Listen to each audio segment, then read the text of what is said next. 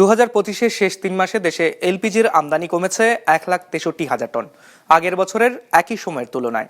ফলে দেশে সংকট দেখা দিয়েছে এলপি গ্যাসের। তবে চলতি বছরের জানুয়ারিতে 1,50,000 টন এলপিজি আমদানি হলে এবং ফেব্রুয়ারিতে তা অব্যাহত থাকলে আসছে রমজানে এলপিজি গ্যাসের সংকট তৈরি হবে না। বৃহস্পতিবার রাজধানীতে আয়োজিত গোলটেবিল বৈঠকে এমন কথা জানানো হয়।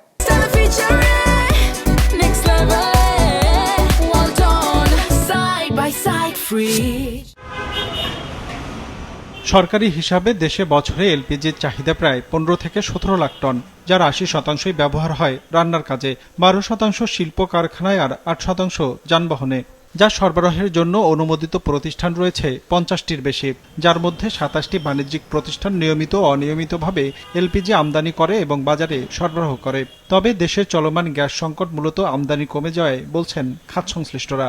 যত টোটাল কোয়ান্টিটি মান্থলি ইম্পোর্ট করা হয় তার মধ্যে 40 to 50% স্পটে পারচেজ করা হয়।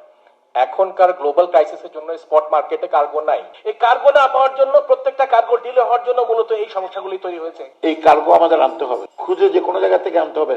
$180 কোনো কার্গো নাই। রাজধানীতে এলপিজির বাজার নিয়ন্ত্রণ চ্যালেঞ্জ বিষয়ক গোলটেবিল আলোচনায় জানানো হয়, এই খাতের আকার এখন $3.5 বিলিয়ন, যেখানে উদ্যোক্তারা বিনিয়োগ করেছে 40,000 কোটি টাকা। খাত সংশ্লিষ্টরা জানান, ব্যবসা করতে তাদের দ্বারস্থ হতে হয় একাধিক প্রতিষ্ঠানের, নিতে হয় 28টি লাইসেন্স, যা বছর বছর নবায়ন করতে হয়।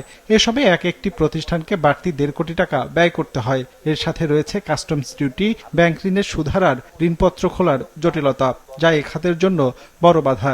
এমন অবস্থায় গ্যাসের সরবরাহ স্বাভাবিক রাখতে একক নিয়ন্ত্রক সংস্থা কার্যকর করার পরামর্শ বিশ্লেষকদের। একসময় মাত্র 80,000 1 লাখ টন ছিল, এখন 14 লাখ, 15 লাখ, 16 লাখ টন আসছে, সামনে 30 লক্ষ টন আসবে। So it is going to be a big business. So you need a dedicated regulator and a regulatory policy for LPG. গেল বছরের নভেম্বরে এলপিজি বহনকারী 170টি জাহাজ কালো তালিকাভুক্ত করা হয়েছে। ডিসেম্বরেও নিষেধাজ্ঞায় পড়েছে 29টি জাহাজ। ফলে ওই বছরের শেষ 3 মাস অর্থাৎ অক্টোবর থেকে ডিসেম্বরে এলপিজি আমদানি কমেছে 1,63,000 টন আগের বছরের একই সময়ের তুলনায়, যার প্রভাবে সংকট দেখা দিয়েছে গ্যাসের বলে জানানো হয় অনুষ্ঠানে।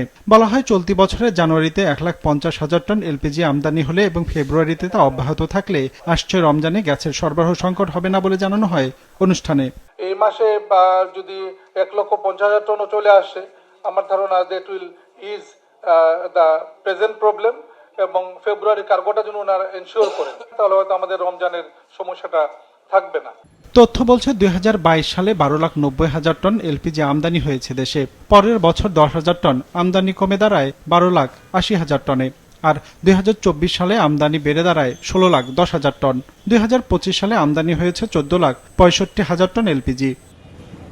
Ranjibul Mizan, business report, Maasranga television.